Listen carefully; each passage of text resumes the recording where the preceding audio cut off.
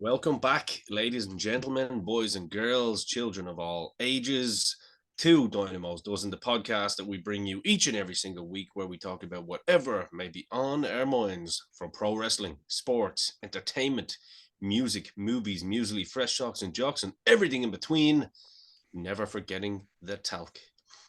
We're getting closer to Christmas. Bells are jingling, sleighs are moving, the weather is getting colder, but we're still here. This is your weekly fix of Dynamo's Dozen with your host, Ian Dynamo Kelly, joined by my co-host, your favourite friend and mine, the shopkeeper, Niall Hogan. How are we doing, Niall? Not too bad at all. You left out little tributes to the troops pouring in and all that kind of thing. It's this time of year, isn't it, for that type of thing? It is, yeah. I don't tend to do that. But look, if anyone wants to comment below, they're more than welcome to. I don't really have any tributes to any troops, to be You fair. don't have a card in the game. We're neutral over here. Yeah, I'm neutral, man. You know what I mean? I stay away from Shannon Airport, personally. Oh, absolutely. I tell you, I've been watching, I don't know if you've been watching it all, that Ultimate Hell Week on RTE. Have you been watching it No, at all? It's no. fantastic. You want to see what they put these boys and girls through with the special forces. Man, check it out. If you haven't checked it out, it's on the RTE player. Well worth a watch. Lads dislocating shoulders and everything during it and all crazy stuff. There was But something similar worth to a that watch. up on YouTube that was on BBC years back. Yeah, It was when Bear Grylls had the height of his fame, and he went over to do a week or 2 week session with the French Foreign Legion, yeah, and it was really intense, man. They don't fuck around over there in the yeah, Foreign Legion, as you know. yeah, But by the end of it, one of the commanders actually said, "Yeah, you could probably lead these guys." So yeah. just a shout out to Bear Grylls. He might be quiet, and people say he stays in hotels, but that Yeah. lad is legit badass. Yeah, absolutely. But yeah, check it out. It's well worth to watch. These guys are put through their paces. Hal Bain and all is on it. There's Gaelic and rugby players and all on it, and they're put through it like tough, tough, Yeah, tough. Ash Daly's on it as well, because we're going to be talking about the UFC tonight. But Ash Daly's on it from UFC fame from SBG and stuff like that. nice, Tough girl, nice. tough girl. Had a tough time going through it, but she did great, like. But yeah, well Yeah, worth a watch. definitely will check that out. Nice Yeah, little spontaneous one. A little yeah. suggestion for Nice, you nice guys and little, girls to watch. yeah, nice little If you don't segue. have normal TV, just go and check it out on RT Player. Sure, that's what you pay your TV license for, lads and ladies. Go and check it out. That's what you pay your laptop license for. Exactly, exactly. Yeah. That's how my World Cup has been. It's on the laptop. Yeah, um, absolutely. we do have a lot in store for us this week, and nicely, like last week. Well, the week before last week. People probably been wondering where I was, but we had a family tragedy. So I Yeah. had to take a week off. So thanks for bearing with us. Mm. But we do the show in his honor, and his name was Luca. He was only 8 days old, but there we go. Give a shout out, explain the name, where did the name come from and all. Don't half story you. So my little brother, yeah, here he is. I'll show him here actually. We did it on the slab last night. There he is, little baby Luca. Luca Kelly Gallagher, but Luca with a fodder. He was my brother's. Now I don't normally open up like this, you know this, but it was my baby brother's. So he was the firstborn, basically, first grandchild, first nephew, first of his kind. Some might tell. Like I First like that. I everything. like. First everything. Yeah, I like looking at it like that. But he's gone to the Angels. He made it to 8 days. Um, just had a little infection, and he probably came down and saw this world and said, "You know what? I can actually help you from beyond. It's not from me. This area, Yeah, this place ain't for me, guys. I can help you from a Yeah. better place. Trust me." But yeah. So the name Luca, when my brother Jordan was born, my dad wanted to call him Gianluca.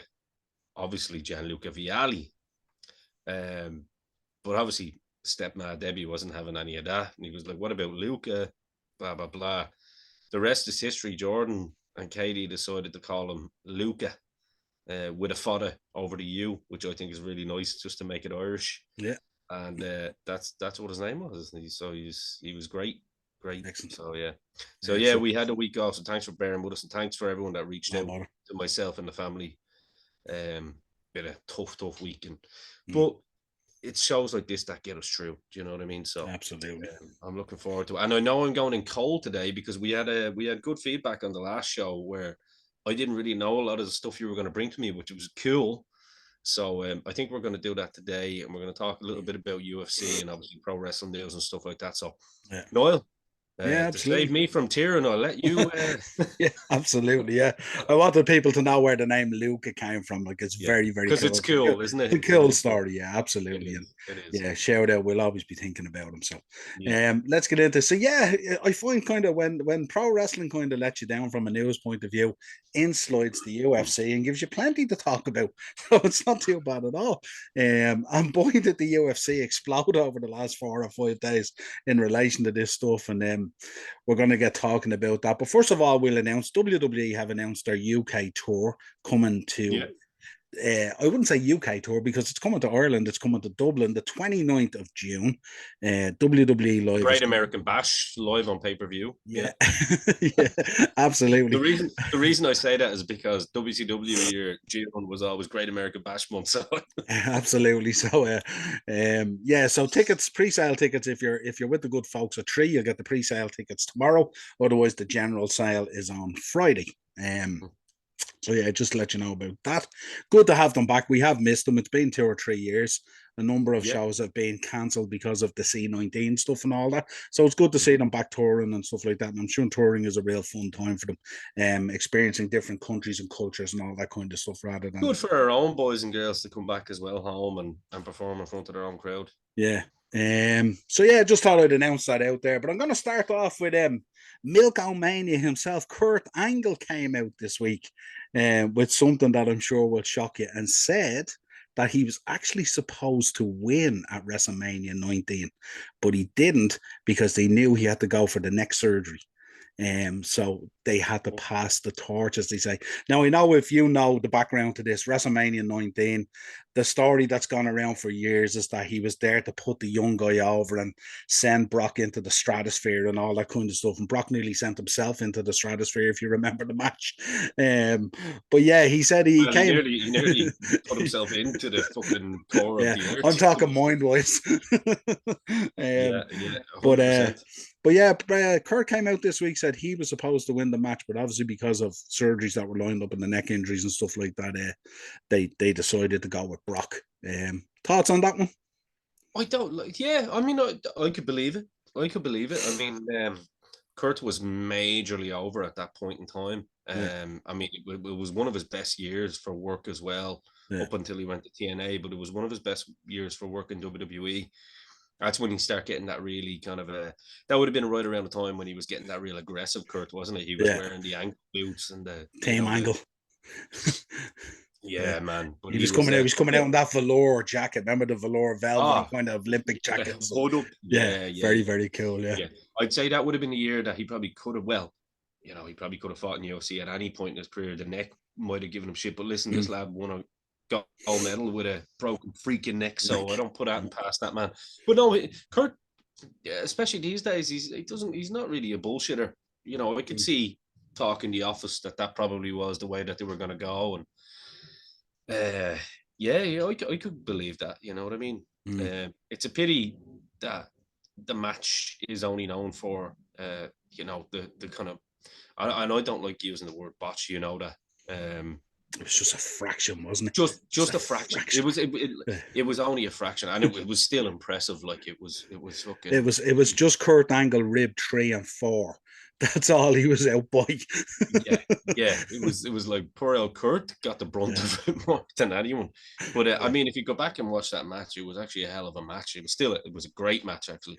yeah. Um, but I love when yeah, like Kurt Angle talks about it. Do you ever hear him talking about it? And he talks about where he's lying there and he sees Brock going to the top rope and he's saying to him, "What are you doing? Don't do it!" No. He's screaming at Brock not to do it. And of course, Brock gets up there and does it and just gets the momentum of the spring wrong. Brock being up on that top rope is a sight to, yeah, to behold. And I can't and you know imagine what? lying on the I, canvas and that coming down on you. and it was a great. I've been in this, maybe not as similar, but I suppose similar like differences in sizes. A shout out to old school Irish wrestling legend Heavy D. Um, I was the first one to ever take a moonsault from that man. And when you're lying there and you're looking at a guy who's twice the size of you, so I mean, if you line my body up with Heavy D and then you Yeah, line Kurt's up with Brock, it's similar in terms pretty of good. for Yeah, you know for the weight class that we're talking yeah, about. So when you're lying there and you're looking up, you're kind of going, "Shit, man! I hope you fucking position yourself right here because absolutely. I'm Well, even getting even banged." even if it goes perfectly, you're gonna get hurt Oh well, because that kind of size coming down on you, you're gonna oh, catch something somewhere. we did it in a training show for us, and I remember Finn Balor, we won't break the fourth wall, was actually like commending me, going, "Fair play to you, pal. Fair play to you." I was like, "I'll take it." Like at that age, you don't care. I'll take anything, you know. And I remember we did it then in a live show, and I remember Darren won't mind me explaining this if he's watching, but he came down and he nailed it, fucking nailed it perfectly. What a worker! One of my favorite workers. My favorite actual pro wrestling match I ever had was with Heavy D, without a Yeah, shadow of a doubt. It was our third live show ever yeah, down in Brendan's and Bray, which you remember. yeah. They were the first spots, and I remember, you tense the chest as much as you can and hope to be as solid as a fucking rock. And I remember going, I'm gonna wince here, but I remember it was nothing. It was as safe as houses, but all I heard was ah. And I'm like, that's not me. That should be me screaming. He had basically, because he was wearing amateur boots, he had come down on his toe Oh, you and told me this, yeah. he had broke his fucking toe. Oh, So jeez, yeah. yeah, like those top rope maneuvers for heavier set guys, Mm. they can go both ways. Yeah, They can I go remember both Heavy ways. D all right back in 04, 05. He was so over with the crowd. Remember when he started doing that gimmick and he had the bandana on him like Tupac and stuff like that. And he used to come out for the He had the kids. And baseball he was cap doing with D on and it he with was the doing all the purple music and and all. red. Yeah, he was cool, and the kids loved him. The kids loved him. He They were was so over. fantastic. Like, yeah, it was brilliant. Yeah, and a Very big under, guy who could move. A big guy who could move. very underrated Irish worker. Yeah. Absolutely. Next up, then Matt Riddle. Seems Matt Riddle is getting a 6-week holiday. And the talk going around is the talk going around, not by this show, we're just reporting on it, is that apparently it's a wellness violation. So Solo came out the other day and absolutely decimated him. And he went off apparently injured, and he's going to be out for about 6 weeks, which is about 4 to 5 weeks of the duration of usually a wellness violation. So that's the talk that's going around out there Rehab at the is the moment. talk, isn't it? Now that's the talk, not from our Yeah, show, but that's the yeah, talk. Yeah, yeah, yeah, yeah. yeah. Now rehabbing the injuries. Oh yeah, Yeah. yeah, of course. Yeah, Man, this is a kayfabe show. What are you talking about? absolutely. All Um, I was doing there was just literally doing the Pied Piper. I was just singing a song. yeah, I thought you were going to go side on like Gaza would have been the World Cup now. Shout out to Dazzler. Next up, Tony Khan. Tony Khan was being interviewed talking about MJF. And he Wouldn't said be a that week without his name on this show, would it? no, absolutely not. And he was saying that he's even more difficult to deal with backstage than he is in ring. Which doesn't surprise us, I'm sure, because if there was ever a guy who was living the gimmick, or is the gimmick living him, I'm not too sure. But he's on a tear at the moment. He was at UFC the other day as well. Saw his Yeah, face in the crowd, basically giving people the finger. I heard he had a bit of a back and forth with McGregor, didn't he, online as well? yeah, McGregor was like, "Who the fuck is this guy? Like, I don't know who he is that we're talking about." And then MJF had the same suit McGregor had when he said "fuck it" or "fuck off," and MJF had the same thing, but he said "better than you." yeah, absolutely. The little pinstripe was like, Yeah, "Look, he's Roddy Piper, isn't he? yeah, He's 100%. it's I just look, nothing against AEW. I'm not in the mindset to be dissing anyone at the moment, but there's bigger things in his future, isn't there? Whether that be with AEW, and if AEW ever does take off, or Yeah, it's whether it like be it's like any time he comes up in conversation, January 24 is always the thing that's spoken about, isn't it? it's like And that it, free agency, isn't it? In football, you're like, yeah, who can we get yeah, and where yeah. are they going? You know It's what I like when mean? you have a player and he's trying to wind his contract down to get out of there on a free, isn't it? Yeah, Yeah, yeah. crazy stuff. But yeah, no surprise at all. We'll come into the UFC in a minute. But Jake Roberts was on the Snake Pit podcast there the other day as well. Yep. and spoke about his time in WWE and WWF, of course, and the steroid use. And he said it was very Shout out to important back then. everybody, by the way. Yeah, happy It's Christmas. day off for me tomorrow, Yeah. so I'm And sipping beer for the working but man. he made the point about steroid use back then, and that he was taking steroids, but he was taking them more from a recovery point of view to help build Well, his himself back body up would and tell stuff you like that. that, wouldn't it? Yeah, absolutely. But it's an interesting in terms of, like, they wanted, obviously, when they got injured back then, you know yourself, if you were out of the picture for too long at all, you were forgotten and you were bottom of the pile then when you came back, type of thing. So it was really, really important that these guys came back as quickly as they could from these injuries. So obviously steroids played a big part in that, and he was discussing it on the podcast. So for any of our viewers as well, we'll go check out the latest episode of Snake Pit where he goes into a bit of detail on it and stuff like that. Very Um, good show. and you know something, it's nice. It's nice to have guys from back then coming out and actually, talking about those kind of things that were back then and stuff like that, rather than going like, "Nah, I never did that, and it was grand," all this kind of thing. So it's nice to hear that there's a bit of realism to it and stuff like that. Well, I think with Jake, I think the steroids are the last of his. I mean, he's admitted to everything else. So it's kind of like, Yeah, you know what I mean? yeah, Steroids yeah. would be kind of, Yeah. the one thing that people would probably go, "Well, fair play to you. That was actually probably the Yeah, and I right think thing to if do." you go back and you look at your 80s and early 90s wrestling as well, and you think about the steroid use back then, like Jake Roberts would be very low down on your list before you get to Jake and talk about steroids, I when you remember think hearing. about the size of the guys that were in there and stuff. I didn't mean to cut across you. Sorry, No, we no. had an internet issue there. No, I 100% agree. I remember reading. I think it was Dynamite Kid's book.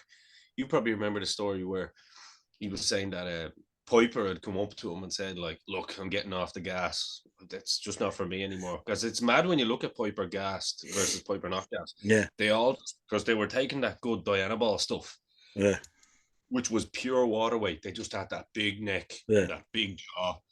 They looked like their blood pressure was about to fucking explode. And I remember Piper going, "It's not for me anymore." Yeah. And I think that was when he was going into the movies, right around the time when they were going to do They Live. And then you look at Piper and They Live, he looks great. Yeah, Like he's still got a big neck, he's got a good chest, good yeah. shoulders, but The face he's had come down a lot. The face wasn't as yeah, swollen. yeah, Yeah. and he looked better. And Yeah. Dynamite was just like, "Yeah, I'll take them from you." He's got no problem. He just gave him all of his gave him all of his stuff. The Bulldogs would be the first ones there. Yeah. "We'll have that, no problem." Yeah. You're not planning on throwing that out, are you? Yeah, Jesus, we'll take that off your hands. Don't worry about that. The boys outside waiting at the bin. Yeah, 100%. Yeah, like the employees in all the supermarkets waiting on the bread to get thrown out every 4 hours because they're starving. Yeah, absolutely. Yeah. Yeah, so we move on to UFC. Unless you have anything that you want to add, wrestling wise, news wise. I think that's a double. It's No, I mean, low enough at the moment. it's been slow enough. I mean, like there was a time we probably missed out on the whole CM Punk thing where it's possibly a work, it's possibly not a work, and Yeah. we could probably touch on that. And Mm. um, I seen Al Snow come out and made a really good comment on his show. He goes, "If it's not a work and the elite are trying to fucking wind up Punk from home, it's not going to work because he'll just be like." You guys are irrelevant to me. You know what I mean? You've had the opportunity to fight me. I Yeah. beat the shit out of you. And that's it. I mean, like, listen, if Mick Jackson can beat up CM Punk, then Our estimation of the man would go down very much so, wouldn't yeah, I mean, it? like the elite, they should be, because I have a feeling that they'd run if they saw him on the streets. Yeah. You know what I mean? But The, I the, don't the, know. the Like, Gracies might want their jiu-jitsu belt back if that's that kind of carry on. yeah, well, look, at the end of the day, there's more coming out about it now, in fairness, and there's more coming out that it was a provoked situation by them, and Mm. I don't doubt that. And I mean, if that's the case, that there was a dog in there and a wife with a busted knee, sounded like Stone Cold there. This one Mm. goes out to a little kid called Jimmy Buffett, sitting at home in Texas with a busted knee. One of the best promos of all Yeah. time, by the way. But yeah, I mean, it's hard to know with this one because now there is word coming out because Conan was saying it on his talk, Conan Real Talk, that he has it on good authority. And the thing about Conan is he might be a bit of a Mm. spieler, but he does have contacts. Yeah. And word is that Punk is close to an agreement with WWE. So this is really getting really interesting. Really, really interesting. I often wonder when you hear Conan say that I have it on good authority, what that actually means. From the government of Mexico have told them that, like, Yeah, yeah, you know what I mean? absolutely. The Yeah. pesos. But no, but that would be an interesting one. I mean, look, I think it would be best for all parties. If that was the case, you would love to see another Punk run, wouldn't you? And a Hall of Fame to go with it and just mend those bridges and see H being able to do things like like the old man used to be able to do. Yeah, And kind of just, put a plaster on that wound and let it heal up. yeah, yeah. So we'll see. But look, there's money there to be made if the contract isn't. I mean, I think that's why a lot of people are talking. We can discuss it as well. I mean, if Tony Khan is thinking, right, he's good enough for WWE, but not good enough for us because of these lads like having a bit of a Barney. But yet we're gonna let him walk to WWE. I don't know. Maybe I was wrong here. So there could be a little bit of soul searching there. I think Tony, the sooner the better he gets rid of those guys, or at least kind of just takes the shackles off in terms of their power and their say, the better, because they are not good for business, and the fact that they Depending on what your business is. yeah, but the fact that they begged for a job in WWE, the two bucks, and they were basically told, get the fucking boat. I mean, come on. Yeah. You know, Interesting. we can say, yeah, it is interesting. It is interesting. I mean, like, I'd like to be worked, especially in a time where there's not much work going on. I'd like to think that we've been worked. You know what I mean? So it would be nice. Or if they've come to a realization where they could make it, it was a work all along, but there was an agreement in place. So interesting one. We'll watch that space. Yeah, absolutely. Two little bits, and we move on to the UFC. There was two kind of controversial things the other night. We're going to talk obviously about Paddy the Baddy Pimlet, of course, and the back and forth with Ariel Helwani, which is very, very interesting. But first of all, we talk about the fight between Jan Blachowicz and Main event, yeah. Magomed Ankalaev, and how it ended up being a split draw. And it was very interesting at the end the way Blachowicz went over and he said, "Give the belt to this guy. This guy was the winner tonight," and stuff like that. Which is nice to see that still in some respects there's honor within the UFC and stuff like that in terms of the fighters themselves, and they recognize when someone has won and being hard done by. And it's a shocking indictment on Nevada, the state commission out there and stuff like that in terms of the judges. It's so poor. I mean, this is the commission that started it all. These are supposed to be the godfathers of commissions. And they're turning out to be the worst commission of all of them. And it was a weird one as well. It's interesting that you. Oh, sorry. Yeah, no, sorry. Go ahead. No, go on. There was a delay. Continue. Yeah, no, it's just I was just making the point that these were the commissions that started out, that laid the groundwork for all the other commissions, and yet they're turning out to be the worst in terms of their selection of judges and some of the decisions that are coming out and stuff like that. And I know people in the past have questioned the UFC and the way it pathways in fighters through the fights to make money and all that kind of stuff, and the way decisions sometimes are very, very strange and all and stuff like that. But seems more often than not it crops up when Nevada's in place in Vegas and stuff like that. It seems to be just very strange in the decisions that come out. It's like these judges, and they're sitting ringside watching it. They have a much better view. We watch it on telly and stuff like that, but in terms of their experience, in terms of judging and scoring fights, they should be a hell of a lot better, Well, we're not insinuating on anything on this here podcast, but would the Vegas betting have anything to do with it? Or I don't know. No, because the Vegas betting on UFC is so tight anyway. So you're having to put down serious dollar to make money at all. And especially these days, if you look at the UFC, no matter what way they match the fights, it's become a very level playing field since a lot of the top guys have gone out, like since Khabib and McGregor and guys like that have gone out of it and stuff like that. It's become a very level playing ground in terms of there's no really like what was the last shock for us, I suppose, was Leon Edwards when he beat what's his name, Israel Adesanya. with that kind of last round kick out of nowhere that did him kind of thing, you know. So yeah, but But those more, punches, he fairly battered him near the end. It was like, what the fuck? yeah, But yeah, it's not like boxing where mm, you could see like what the fuck is that happening here? mm, My God, what's going on? You know, yeah, like our own boy Conlon yeah, against Lee Wood in that fight where he yeah, was basically battering him, and then a freak kind of lacking defense yeah, leaves him to a point where he falls yeah, out, and basically we were fearing for his life more than yeah, yeah, worrying about absolutely. the result. Um, yeah, like I thought Blahovic actually won that fight. To be honest Mm, with you, yeah, I think Blahovic obviously got a couple of smacks, and I think it was one of those situations where he was kind of thinking, right, I got dominated the last two rounds and was disappointed in his own performance because when you saw the boys like Joe Rogan and Cormier go back and look at it and go, well, he definitely won the first three for sure. You know what I mean? And I heard yeah. Chael Sonnen's one of my favorite people to listen to, by the way. Any MMA fan out there, I'm sure he's already listened to. You don't need me to tell you.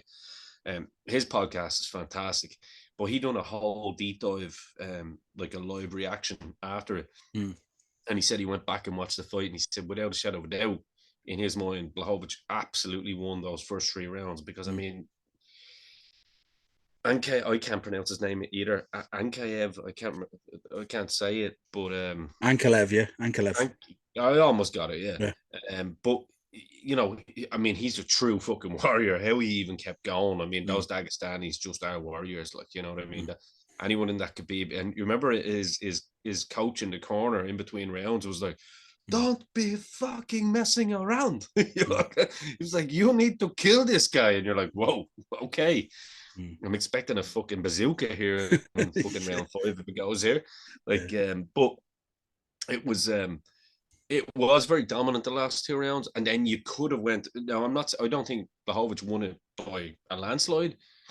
I just think it was one of those things where you'd say by split decision, Yeah. possibly, Mm. but but it was very honourable that he did say give him the belt. But what Chael said, and this is going to lead us into the next part, and I thought this was really good. He goes, "You've just you've thrown everything away there by admitting defeat. Because even with Paddy the Baddy here, where it's an absolute joke that we're going to get into, he went, yeah, I won it. Absolutely, I won it. Boom.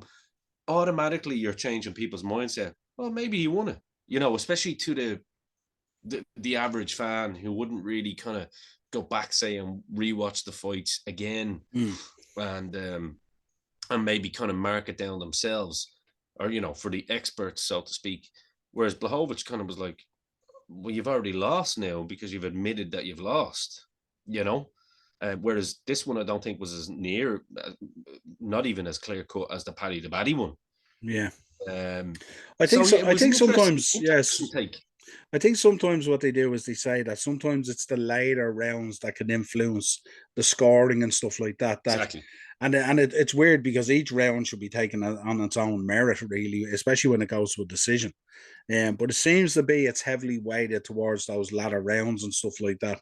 Yeah. And it's in those latter rounds if fighters are doing damage and stuff like that, that it's heavily scored and stuff like that. It's Do even you think? Do you think the co-main events? Here's an interesting one because I know that this has been discussed before. The co-main events or like the really kind of important fights where you're possibly considering, um, you know, title contenders with yeah. this fight. Like he is guaranteed to be the next guy to Mm, fight that guy. Um, I like the idea of making them 5 round fights yeah. because it might take some of this mess away. Because that would have been an interesting one, which you can probably get onto now with Paddy the Baddy if you Mm, want. Um, that's interesting to me because I think a fourth and a fifth round really shows where that fight's going.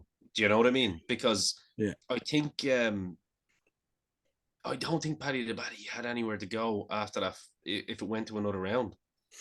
Yeah, it was kind of like we'll get into this one now. It was Yeah, certainly for me, it wasn't a 29-28 across the board, not by any stretch no, of the imagination. But he and it was lost the it, first it is it two, in my yeah, opinion. it was interesting if you go back and you look at the footage when the announcement was made, Rogan was shocked. If you've seen Rogan's reaction, Yeah, he was standing at the wall of the cage with the mic waiting to step in and do the interview.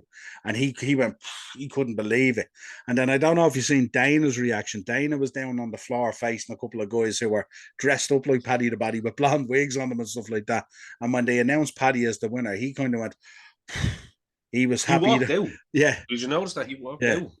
yeah. But it's an interesting one there insofar as when you look at the UFC, they really do need a big kind of UK, Ireland, European guy in there for that market to Yeah, carry that flag, because obviously, with Connor coming off the scene somewhat and fighting maybe once a year or every 2 years or whatever it is, whenever he needs to bump up his balance. yeah. He's going to filtered away a bit, and Darren Till, who started out really well, but obviously has flattered to deceive. He moved camp and stuff like that, training with the boys, and he hasn't been really the same fighter. Now he did say to Buffer Apparently, on the it's on way, good authority that that was actually his contract was up. yeah, That was his last fight on his contract. So yeah. I don't know whether UFC give him another Well, I, shot do, after that. I don't know. I'm not too sure. I mean, he got pretty beat up in that fight. In fairness, now your man was absolutely leathering him out of it and stuff like that, and you He know came he back pretty well. To be fair yeah, though, he took a he he came took back a really well. he took a lot of damage and stuff like that. But I looked at footage as well yesterday, and he said he was when he was going out of the cage, he went back to Bruce Buffer. I don't know if you've seen this. He went back Yeah, to and Bruce said Buffer and said he had done his ACL or something like that during the yeah, fight and yeah. stuff like that. So we'll see. But I think with Darren's one of those guys where he's a little bit, on the level side in terms of his mental stability and stuff like that. He's a very emotional fighter and stuff like Very that. likable guy though. I Yeah, like him a very lot. likable, very down there. The guy who could live 5 hours down for you, but just be a UFC fighter and stuff like that. Yeah, On his day, he's as good as anyone. He's a killing machine and stuff like that. yeah. But you kind of get the feeling. Sometimes I get the feeling with him that his heart just isn't in it. And I think if his heart and his body aren't in it, I think it's a very dangerous place to be, and you can get proper fucked up in this And he's game. 20. You He's know what I mean? 29 now as well. Yeah, Because yeah, I was listening to Joe Rogan the other day, and he had that guy on where they were talking about steroids and performance enhancers and stuff like that. You probably saw yeah, the one. You know the one I'm yeah. talking They about. were talking about the But he Liver made it. King. Yeah, yeah.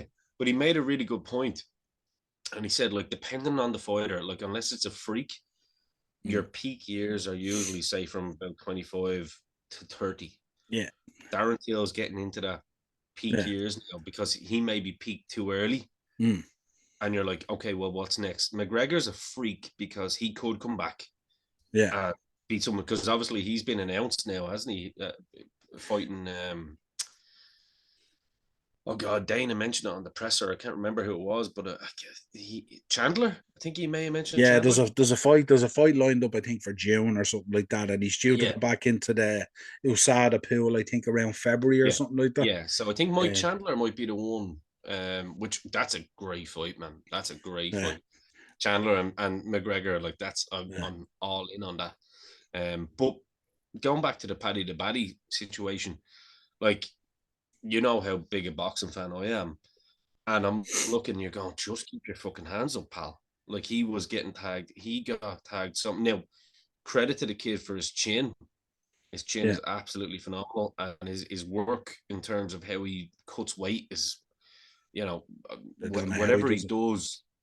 I don't know how he does it, but whatever he does, it needs to be a fucking science Yeah. and a lesson to people I because don't know. I it's don't know whether fantastic. it's. I don't know whether it's good for your organs or your kidneys and stuff like that to be doing. I mean, what's No, he? it What's he couldn't pulling be. off? 30, 40 pounds ago? Does he walk around Yeah, 185, 190 or something like that? And he's yeah, going because down to he was the 155, well, 156. what's he? He's 5'10", isn't he? And Yeah. so and then I was looking at like his opponent is 5'9". There's no way his opponent was 5'9". No way. Mm, Like in yeah. any world, I don't But know they why look they like changed when they that were in the weights. cage, they looked like it was two different weight divisions. Paddy looked huge compared 100%, to the other guy. Looked absolutely 100%. huge. Yeah. But he was Um. getting tagged left, right, and center on Mm, that. Like you could see, even after the first round, his mouth was red. yeah. It wasn't like he was getting dominated because he has such a great chin. Yeah. But See, yeah, they had questioned his stand up because primarily, when you look at a lot of the fights he's won, he strangled guys out and stuff like that. So his ground game is brilliant and his jiu-jitsu. But he came into this fight where people, I think, had been questioning his stand-up, and he wanted to prove a point about his stand-up. Now, I'd be different if I could drag a guy to the ground and strangle him out and get out of there and take no every damage. day, That's my game. I every don't think you day. should be going in there to prove anything to anyone except yourself. No, So I'm not sure whether the game plan was the right thing. I wouldn't have stood with that guy. I would have taken that guy down because I think Paddy on the ground would take him all day because I think Paddy's ground game is fantastic. But it was just it was weird when Paddy spoke about it even in the build up and the previews and stuff like that, how he was going to stand with him and bang with him and stuff like that. And I was thinking, you don't want to be doing that. That's not your game. Your game is to drag guys to the ground, triangle them and choke them and do all that kind of thing. knock That's them where it out. Yeah, is. It's no less, you knock know them what I out mean? isn't your fucking thing because he said that he was Yeah, going to put knock them him to out sleep. one. Yeah. So yeah, Yeah. it was an interesting game plan. But it led on. The other thing I was listening to Mighty Mouse today was talking about it on his gaming channel either today or yesterday. And he was giving his view on the Helwani thing and stuff like that. Because the whole thing blew up at Helwani where Paddy was talking to Helwani and he was talking about going on the MMA hour. And Paddy said, yeah, just hit me up. I'm going to be in town and stuff like that and we'll do it. And then apparently he said, get in touch with my manager. And when he got in touch with the manager was looking for the dineros, the shekels. And what Mighty Mouse was saying today, which I was quite shocked about as well, was he said that most of the UFC fighters, when they go on the likes of Ariel Helwani's show or Barstools or the MMA or all those big, fight combat shows and stuff like that, they don't get paid. They don't get paid to do it. You're supposed to be there to forward your brand out into their big audience because they have millions of subscribers, as you can imagine. So you can imagine if you go on the Ariel Helwani show, what it does to blow up your brand. And remember back in the early days of McGregor and stuff like that, when you used to go on Helwani, it was absolutely gold. And that's what blew up McGregor's brand, how personable he was and how close you got to him, that he was one of these guys that came up with basically nothing and did good. And it set the storyline and stuff like that. So it was interesting. There was a bit of flack there because he was looking for a few bob to go on it. Look, we know how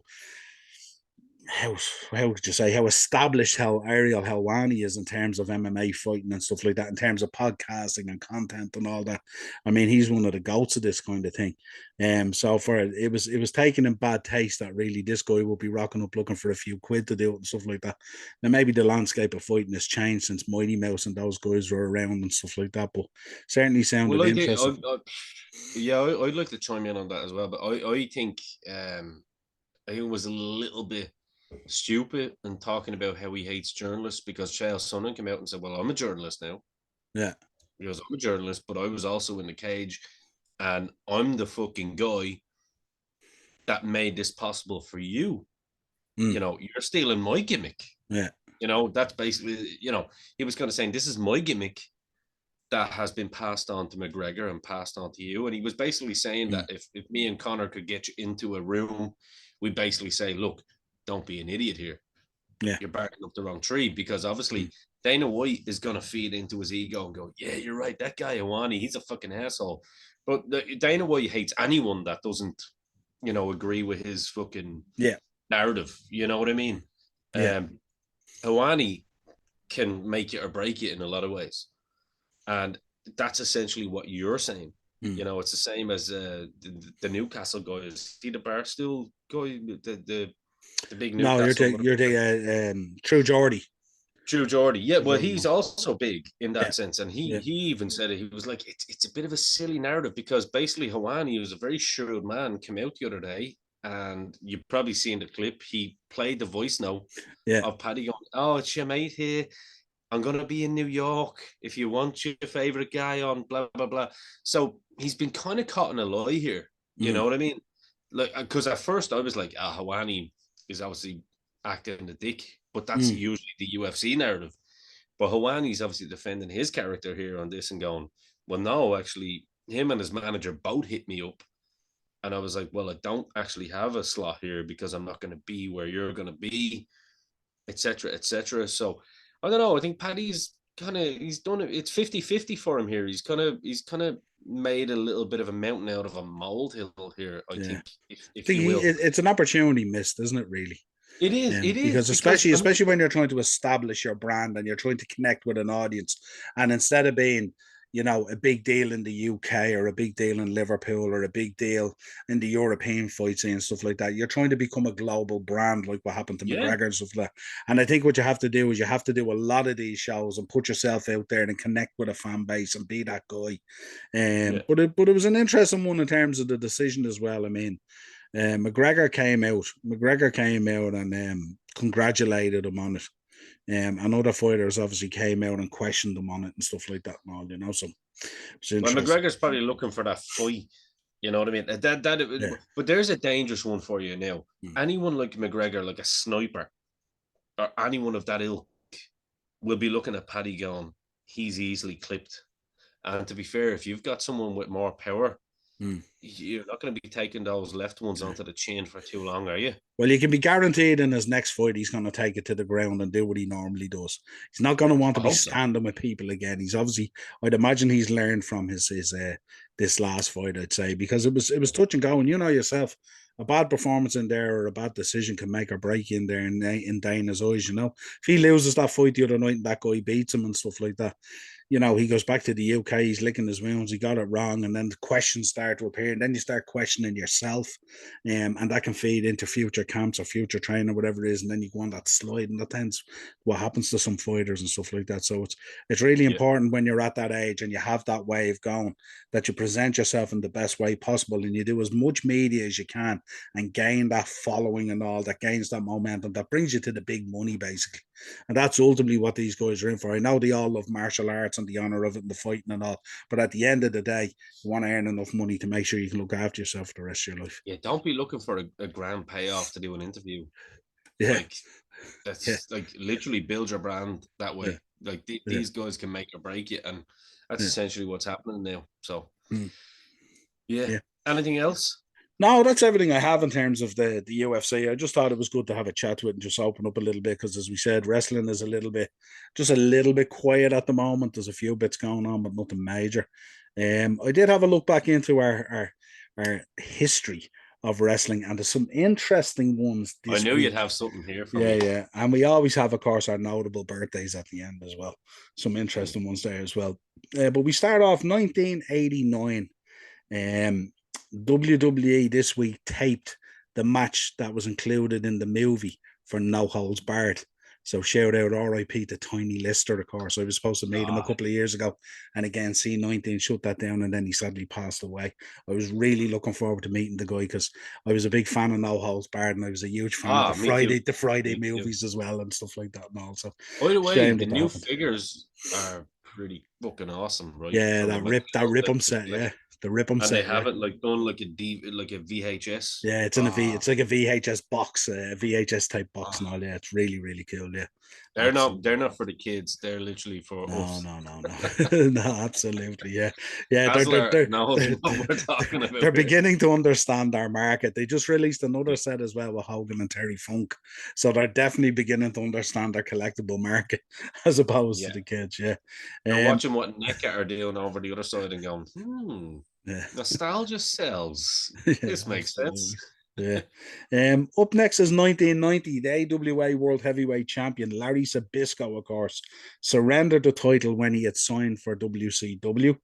The title was then retired, and the company wound up the following year, of course, AWA. So just that was this week in 1990, the year I did my leaving cert. That far back. We're going back even further. A year before I was born, 1971. Antonio Inoki is fired from the Japan Wrestling Association after a failed coup to take over the company. The following year, he would start his own company, of course, New Japan Pro Wrestling, and history lays wake to it, of course. And JPW, absolutely unbelievable. 1989, Andre the Giant won the last title of his illustrious career as he and Haku, the Colossal Connection, beat Demolition in Huntsville, Alabama to win the WWF Tag Team Championships. 1989, the last title Andre the Giant would win. And what a win. Haku was a tag partner and Demolition as your opponents. Couldn't bow out much better than that, in fairness, if you were looking for it, No. 2010, The awards that we love, the annual Slammy Awards, took place on Raw. John Cena, of course, took home the award for Superstar of the Year, as he did many times during that period. 2010, that was. 1997, of course, was when they recorded this week. They recorded the Vince McMahon promo, where he made the point that he announced that WWE will be changing creative direction and it will be bringing a bit more attitude to it and stuff like that, if you remember. Instead of the clear-cut good guys versus bad guys, this is where we got the kind of fog and the grey, and the lines the lines were blurred, and what became the Attitude Era. And it also saw the debut of the iconic Scratch logo.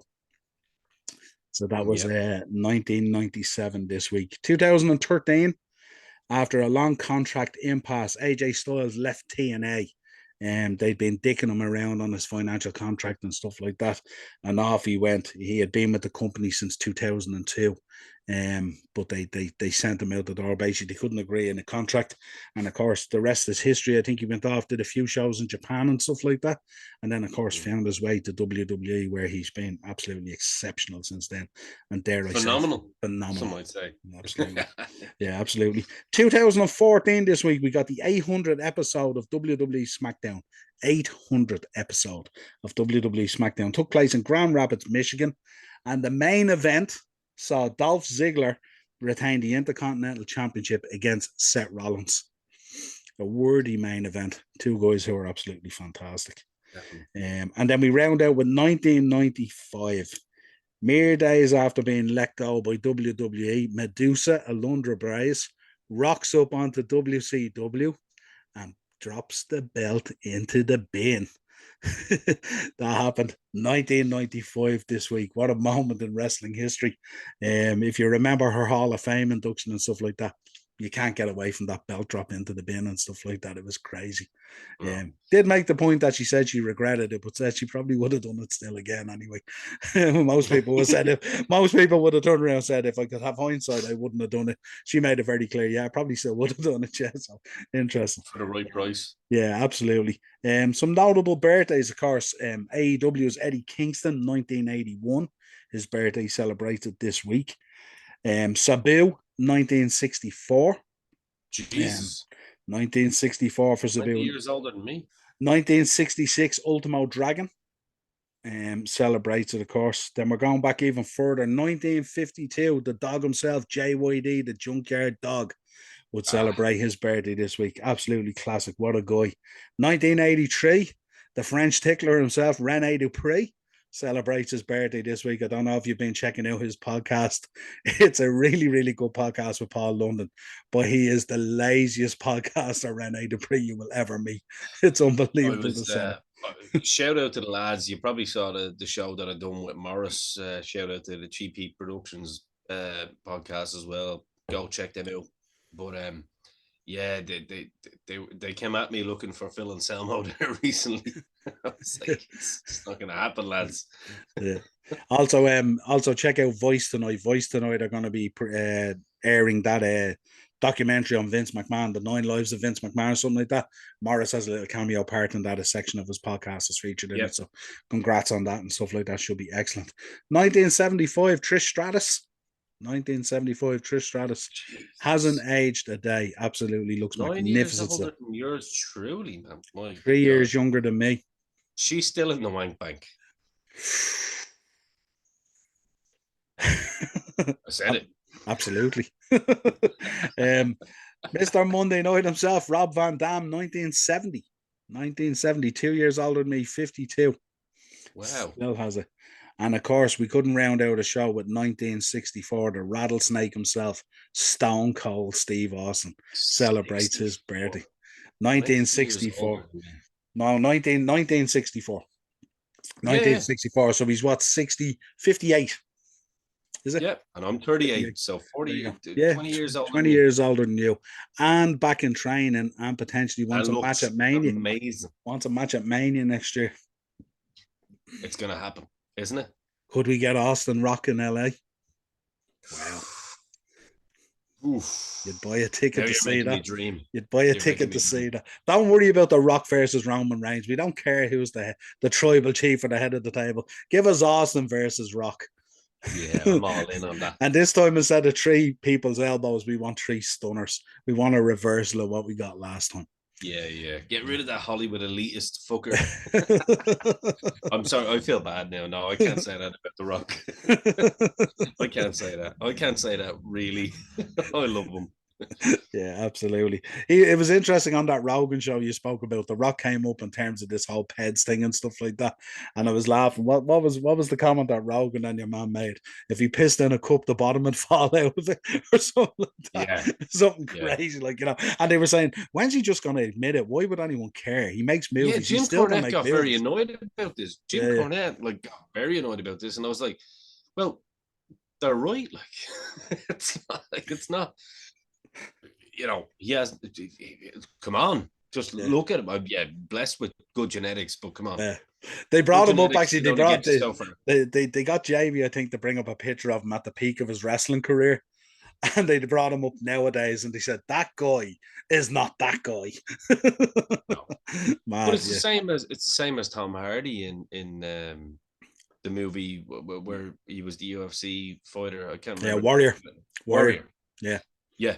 Like, Yeah. you look at the traps and you look at the neck and you're like, the Diana ball. Come on. By the way, shout out to fucking That Diana has a lot to answer for. Princess. That's why they got rid of her. Princess Diana was. Oh God, we're going deep diving now, aren't we? That's why they got rid of her, man. Absolutely. Yeah, so that's it. That's everything for this week in the week in wrestling history and notable birthdays. Yeah, yeah, I think that's enough. That's enough.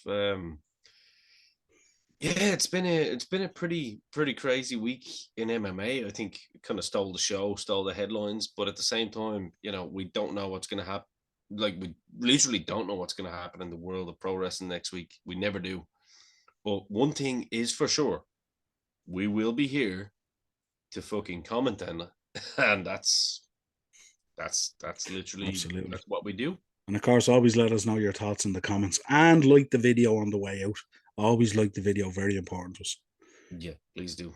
And subscribe to the channel.